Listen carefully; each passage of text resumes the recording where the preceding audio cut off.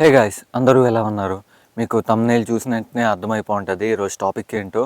And నేనైతే ఈరోజు ఈ వీడియోలో 6 పాయింట్స్తో కలిపి నేను మీకు ఎక్స్ప్లెయిన్ చేస్తాను అసలు రవికి బెయిల్ వస్తుందో రాదో అనేసి. అండ్ నేను ఇలాంటి క్వాలిటీ కంటెంట్ చేయాలి అన్నా కూడా నాకు మీ సపోర్టింగ్ చాలా అవసరం. సో ఐబొమ్మ లాగే నాకు కూడా మీ సపోర్టింగ్ అవసరం కాబట్టి ఈ వీడియోని కొత్తగా ఎవరైనా చూస్తుంటే లైక్ అండ్ షేర్, సబ్స్క్రైబ్ మాత్రం మర్చిపోవద్దు. అండ్ మీరు ఇలా చేయడం వల్ల నాకు ఇంకా కొత్త వీడియోస్ చేయడానికి బూస్టప్ ఇచ్చినట్లుంటుంది. Now let's get into the video.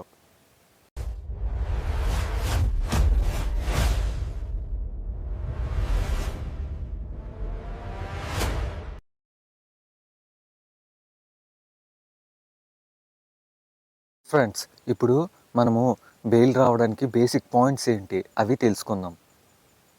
Friends, first ఈ బెయిల్ దేనికి ఇస్తారో చూద్దాం. ఇప్పుడు అక్యూజ్డ్ ఎవరైతే ఉంటారో అతను టెంపరీగా బయటికి రిలీజ్ అవ్వడం కోసం అయితే ఇస్తారు ఫ్రెండ్స్. ఇప్పుడు ఈ బెయిల్ అయితే అందరికీ వచ్చేది, అది క్రైమ్ బట్టి ఉంటుంది. అసలు కోర్టు ఏం చూస్తుందో మనమైతే ఇప్పుడు చూసేద్దాం. కీ పాయింట్స్ అయితే చూసేద్దాం. ఫస్ట్ వన్ వచ్చేసి ఎవిడెన్స్ స్ట్రాంగ్గా ఉందా అండ్ అక్యూజ్డ్కి బెయిల్ ఇస్తే ఆడు ఎస్కేప్ అయిపోతాడా అనేసి చూస్తారు. ఇంకోటి ఏంటంటే ఈ అక్యూజ్డ్ వల్ల సొసైటీకి ఏమైనా థ్రెట్ ఉందా అనేసి చూస్తారు. ఇంకా ఇన్వెస్టిగేషన్ని అంటే ఈ క్రైమ్ ఏదైతే ఉందో ఆ ఇన్వెస్టిగేషన్కి అంటే వీడు డిస్టర్బ్ చేస్తాడా అనేసి అయితే చూస్తారు ఈ బెయిల్ ఇచ్చే ముందు. ఫ్రెండ్స్, ఇప్పుడు సెకండ్ పాయింట్ వచ్చేసి ఐబొమ్మ రవి కేసులో అసలు ఛార్జెస్ ఏంటి తెలుసుకుందాం రండి. ఫ్రెండ్స్, ఇప్పుడైతే ఈ రవి మీద ఉన్న అంటే ఛార్జెస్ అయితే చూద్దాం. నిజంగా పబ్లిక్ ఎనఫ్ మాత్రమే మనము అయితే చూడాలి.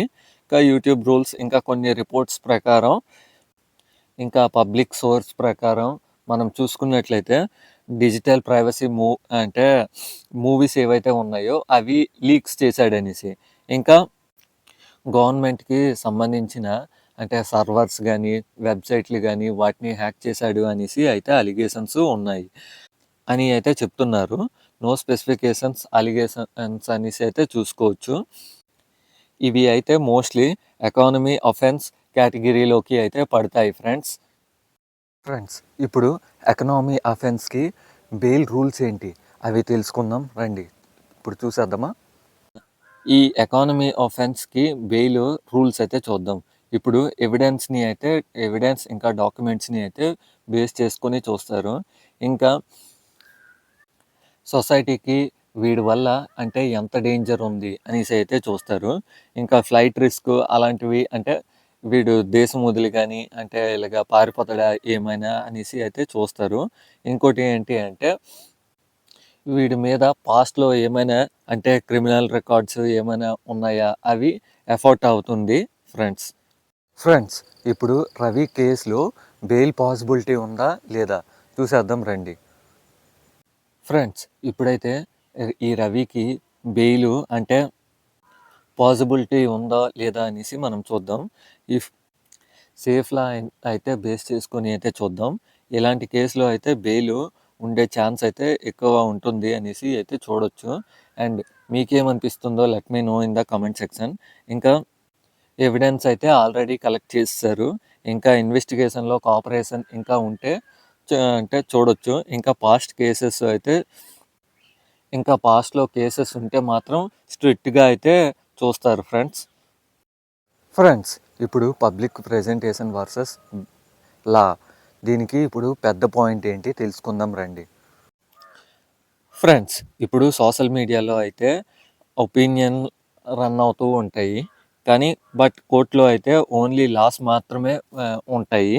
అండ్ అది అందరికీ తెలిసిందే, ఒపీనియన్ బట్టి అయితే చూడరు.